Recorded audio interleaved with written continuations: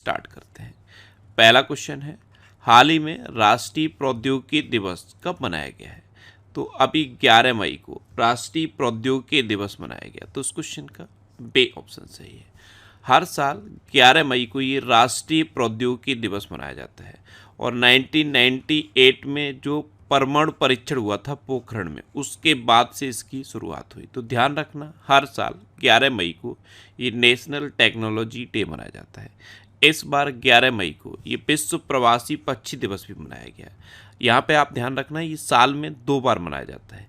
एक तो मई के दूसरे शनिवार को ये मनाया जाता है और साल में अक्टूबर के दूसरे शनिवार को भी विश्व प्रवासी पक्षी दिवस मनाया जाता है। तो इस साल 11 मई और 12 अक्टूबर को ये विश्व प्रवासी पक्षी दिवस मनाया गया। अच्छा, 1 मई को ये अंतर्राष्ट्रीय श्रम दिवस मनाया गया। 2 मई को विश्व टूना दिवस मनाया गया। 3 मई को विश्व प्रेस स्वतंत्रता दिवस और अंतर्राष्ट्रीय तेंदुआ दिवस मनाया गया। और इस बार के वर्ल्ड प्रेस फ्रीडम इंडेक्स में इंडिया 159वें नंबर पर रहा है। अच्छा, 4 मई को अंतर्राष्ट्रीय अग्निशमन दिवस और कोयला खनिक दिवस मनाया गया। 5 मई को विश्व हास्य दिवस या विश्व हंसी दिवस मनाया गया। 5 मई को ये विश्व पुर्तगाली भाषा दिवस भी मनाया गया। 7 मई को विश्व अस्थमा दिवस मनाया गया। 8 मई को विश्व रेड क्रॉस और रेड क्रिसेंट दिवस और विश्व थैलेसीमिया दिवस मनाया गया। 10 मई को अंतर्राष्ट्रीय आर्गानिया दिवस मनाया गया और वर्ल्ड ल्यूपस डे मनाया गया। तो मई में अब तक इतने इंपॉर्टेंट डे मनाए गए हैं, ये आपको याद रखने हैं। अच्छा, आज की इस वीडियो का हम टारगेट रखते हैं 40 या लाइक का। तो अगर ये वीडियो आपको अच्छा लगता है, हेल्पफुल लगता है, तब आप इस वीडियो को लाइक और शेयर जरूर किया करो। और मैं आपको भी बोलता हूँ, डेली मॉर्निंग में उठकर सबसे पहले अपने लिए एक टारगेट फिक्स करो। चाहे छोटा सा ही टारगेट फिक्स करो, लेकिन डेली मॉर्निंग में उठकर सबसे पहले अपने लिए एक टारगेट फिक्स करो और फिर अपना पूरा दिन उस टारगेट को अचीव करने में लगा दो। आपकी लाइफ ऑटोमेटिकली अच्छी हो जाएगी। नेक्स्ट क्वेश्चन है, हाल ही में हवा से CO2 निकालने का दुनिया का सबसे बड़ा संयंत्र कहाँ खोला गया है? तो ये आइसलैंड में खोला गया। तो उस क्वेश्चन का सी ऑप्शन सही है। एयर से CO2 एक्सट्रैक्ट करने का दुनिया का सबसे बड़ा प्लांट आइसलैंड में खोला गया। अब आइसलैंड, तो ये है मैप में आइसलैंड। आइसलैंड की कैपिटल क्या है? रेक्जविक। आइसलैंड की करेंसी क्या है? Icelandic krona. और आइसलैंड के प्रेजेंट टाइम पे प्रेसिडेंट कौन है? GT Johannesson. कौन है? GT Johansson. नेक्स्ट क्वेश्चन है, हाल ही में सोनाई रूपाई वन्यजीव अभ्यारण्य चर्चा में रहा है, यह किस राज्य में है? तो सोनाई रूपाई वन्यजीव अभ्यारण्य ये असम में है। और ये अभी क्यों चर्चा में है? क्योंकि NGT ने इस सोनाई रूपाई वन्यजीव अभ्यारण्य में जिन अधिकारियों ने निर्माण की अनुमति दी थी, उनकी जांच करने का आदेश दे दिया है, इसलिए ये सोनाई रूपाई वन्यजीव अभ्यारण्य चर्चा में है। तो उस क्वेश्चन का बे ऑप्शन सही है। ये है सोनाई रूपाई वन्यजीव अभ्यारण्य। और NGT ने असम के मुख्य सचिव से सोनाई रूपाई वन्यजीव अभ्यारण्य में निर्माण गतिविधियों की अनुमति देने के लिए जिम्मेदार अधिकारियों की पहचान करने की मांग की है, तब ये चर्चा में आया है। अब असम, तो अभी असम के जोरहाट में प्रधानमंत्री मोदी ने लाचित बोरफुकन की 125 फीट ऊंची प्रतिमा का अनावरण किया। प्रधानमंत्री मोदी ने असम और अरुणाचल प्रदेश को जोड़ने वाली सेला टनल का उद्घाटन किया। प्रधानमंत्री मोदी ने गुवाहाटी में खेलो इंडिया यूनिवर्सिटी गेम्स के चौथे संस्करण का उद्घाटन किया है। अच्छा, असम में काजीरंगा नेशनल पार्क है, ये एक सींग वाले गैंडे के लिए फेमस है। और काजीरंगा नेशनल पार्क देश का इकलौता ऐसा नेशनल पार्क है जो सैटेलाइट फ़ोन से कनेक्ट हो चुका है। मानस, ओरंग, टेब्रू सेखोवा, रायमोना और देहिंगपट्टी नेशनल पार्क भी असम में है। असम में कटेबुह, बगरुम, भोरताल और झुमुर ये लोक नृत्य फेमस है। नेक्स्ट क्वेश्चन है, हाल ही में तनावपूर्ण संबंधों के बीच किस देश के विदेश मंत्री मूसा जमीर भारत आए हैं? तो मूसा जमीर ये मालदीव के विदेश मंत्री हैं और ये अभी भारत आए हैं। तो इस क्वेश्चन का सी ऑप्शन सही है। अभी भारत और मालदीव के जो संबंध हैं वो तनावपूर्ण स्थिति में है, क्योंकि भारत ने मालदीव से अपनी सेना को भी वापस ले लिया है और मालदीव में इंडिया आउट कैंपेन बहुत ज़्यादा चला है। तो अभी संबंध तनावपूर्ण है। ऐसी स्थिति में मालदीव के विदेश मंत्री मूसा जमीर, ये हैं मालदीव के विदेश मंत्री मूसा जमीर, और ये हैं हमारे विदेश मंत्री एस जयशंकर। तो मूसा जमीर अभी इंडिया आए हुए। मोहम्मद मोइज्जू अभी मालदीव भारत के साथ हाइड्रोग्राफिक सर्वे एग्रीमेंट खत्म करेगा। भारत मालदीव में सैनिकों की जगह टेक्निकल स्टाफ भेजेगा। रिलायंस जियो ने मालदीव को high speed optical fibre cable से जोड़ने से संबंधित कार्य पूरा किया है। एशिया सर्फिंग चैंपियनशिप का आयोजन मालदीव में किया गया, और कोलंबो सुरक्षा कॉन्क्लेव की 7वीं डिप्टी एनएसए की बैठक मालदीव में। नेक्स्ट क्वेश्चन है, हाल ही में संगीत सिवन का निधन हुआ है, वे कौन थे? तो संगीत सिवन ये केरल के थे और फिल्म निर्माता थे। अभी 61 साल की उम्र में इनका निधन हुआ। तो इस क्वेश्चन का बी ऑप्शन सही है। ये थे संगीत सिवन, ये केरल के थे और एक फिल्म निर्माता थे। अभी इनका निधन हो गया है। नेक्स्ट क्वेश्चन है, हाल ही में किस बैंक ने निष्क्रिय खाते 1 जून 2024 से बंद करने की घोषणा की है? तो ये पंजाब नेशनल बैंक ने की। तो इस क्वेश्चन का सी ऑप्शन सही है। ऐसे अकाउंट जो बिल्कुल इनएक्टिव हैं, इन अकाउंट्स को पंजाब नेशनल बैंक 1 जून 2024 से बंद कर देगा। नेक्स्ट क्वेश्चन है, हाल ही में किसे इफ्को के अध्यक्ष के रूप में चुना गया? तो अभी दिलीप संघानी को इफ्को के अध्यक्ष के रूप में चुना गया है। तो इस क्वेश्चन का ए ऑप्शन सही है।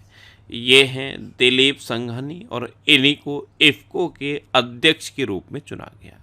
अच्छा, अभी HDFC लाइफ ने अध्यक्ष के रूप में केकी मिस्त्री को नियुक्त किया है। संजय भल्ला ने भारतीय नौसेना के चीफ ऑफ पर्सनल का पदभार संभाला है। सुबोध कुमार को आयुष मंत्रालय में निदेशक नियुक्त किया गया है। राकेश सिंह को पेटीएम मनी के CEO के रूप में नियुक्त किया गया। कृष्णा स्वामीनाथन को भारतीय नौसेना का वाइस चीफ बनाया गया है।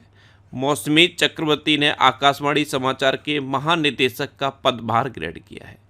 IVMA यानी कि इंडियन वैक्सीन मैन्युफैक्चरर्स एसोसिएशन के नए अध्यक्ष कृष्णा एला बने हैं। दिनेश कुमार त्रिपाठी ने 26वें नौसेना प्रमुख के रूप में कार्यभार संभाला है, और रश्मिता झा को NTPC का CVO यानी कि चीफ विजिलेंस ऑफिसर नियुक्त किया गया है। नेक्स्ट क्वेश्चन है, हाल ही में कौन सा देश UN में सदस्य बनने के लिए क्वालिफाई हुआ है? अभी UN में सदस्य बना नहीं है, ध्यान रखना, सदस्य बनने के लिए क्वालिफाई हुआ है। तो ये फिलिस्तीन हुआ है। तो उस क्वेश्चन का सी ऑप्शन सही है। फिलिस्तीन के UN का सदस्य बनने के लिए वोटिंग हुई। इसमें 143 लोगों ने इसके फेवर में वोट किए, 9 लोगों ने अगेंस्ट वोट किए और 25 मेंबर एब्सेंट रहे। तो इस तरह से ये वोटिंग हुई है और इंडिया ने इसकी फेवर की है। फिलिस्तीन के UN का मेंबर बनने का फेवर इंडिया ने किया है, यानी कि इंडिया ने इसके फेवर में वोट दिया है।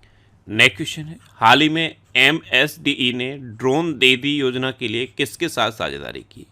तो MSDE यानी कि ministry of skill development and entrepreneurship, इसने अभी ड्रोन दीदी योजना के लिए महिंद्रा के साथ साझेदारी की है। तो उस क्वेश्चन का बी ऑप्शन सही है। ये ड्रोन दीदी योजना क्या है? इसमें महिलाओं को ड्रोन उड़ाने की ट्रेनिंग दी जा रही है और ये ड्रोन कृषि पर्पज के लिए रहेंगे। नेक्स्ट क्वेश्चन है, हाल ही में भारत की लोक कला और जनजातीय परंपराओं को दर्शाने वाली प्रदर्शनी स्वदेश का आयोजन कहाँ किया गया? तो इसका आयोजन अभी दुबई में किया गया है। तो इस क्वेश्चन का ए ऑप्शन सही है। नेक्स्ट क्वेश्चन है, हाल ही में किस देश की संसद ने कैदियों को सेना में शामिल होने की अनुमति देने वाला विधेयक पारित किया? तो ये यूक्रेन की संसद ने किया है। तो इस क्वेश्चन का सी ऑप्शन सही है, यानी कि यूक्रेन में अब कैदी सेना में शामिल हो पाएंगे। नेक्स्ट क्वेश्चन है, हाल ही में RBI ने किसे कार्यकारी निदेशक नियुक्त किया है? तो अभी R लक्ष्मीकंठ राव को RBI ने कार्यकारी निदेशक नियुक्त किया। तो उस क्वेश्चन का बी ऑप्शन सही है।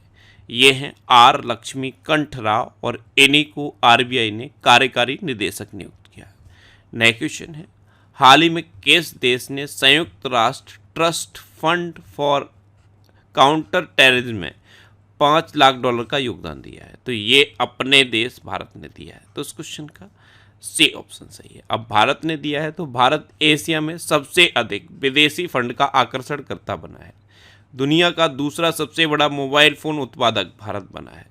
भारत के वैज्ञानिकों ने केले के छिलके से इको वुंड ड्रेसिंग बनाई है। भारत की पहली महिला रोबोट व्योम मित्र अंतरिक्ष में उड़ान भरेगी।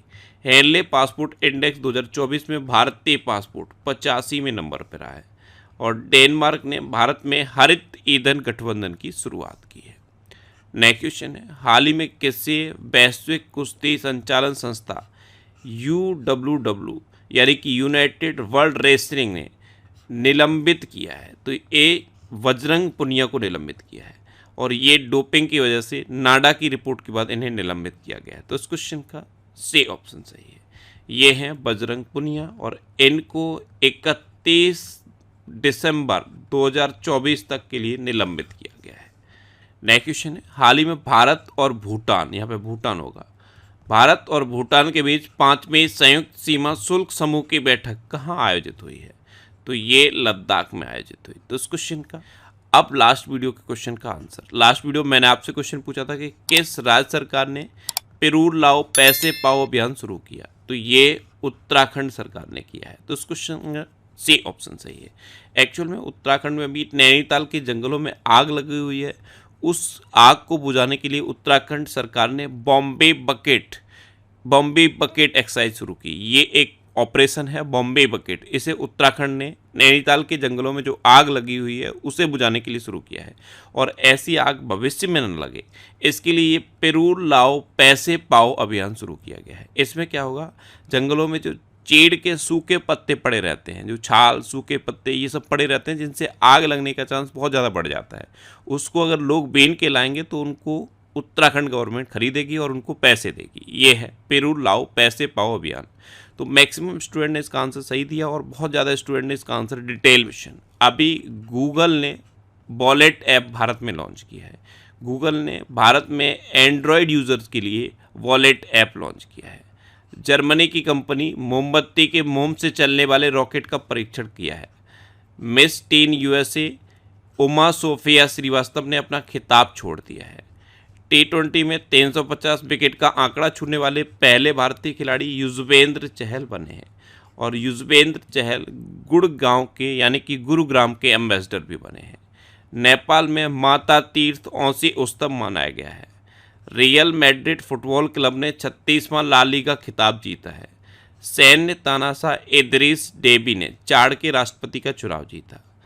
ICC महिला T20 विश्व कप 2024 का आयोजन बांग्लादेश में किया जाएगा। स्कॉट फ्लेमिंग को भारत की पुरुष बास्केटबॉल टीम का मुख्य कोच नियुक्त किया गया है। अच्छा, T20 विश्व कप के लिए श्रीलंका का आधिकारिक प्रायोजक अमूल बना है। अमूल USA और साउथ अफ्रीका की टीम का भी आधिकारिक प्रायोजक बना है। कायरन विल्सन ने अपना पहला स्नूकर विश्व खिताब जीता है। उत्तराखंड सरकार ने ये पिरूर लाओ पैसे पाओ अभियान शुरू किया है। मियामी ग्रैंड प्रिक्स ये लैंडो नॉरिस ने जीता है। ये मैक्लेरन कंपनी के फॉर्मूला 1 ड्राइवर हैं। अच्छा, विश्व के तीसरे सबसे बड़े ऊर्जा जनरेटर के रूप में भारत ने जापान को पीछे छोड़ दिया है।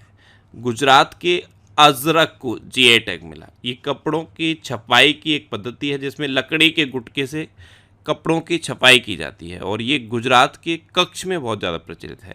इसे कच्छी अजरक कहते हैं। इसे अभी GI टैग मिल गया है।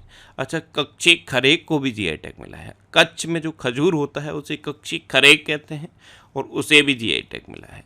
अच्छा, वेल्दियस सिटीज़ रिपोर्ट 2024 में विश्व में सबसे अमीर शहर न्यूयॉर्क को घोषित किया गया है।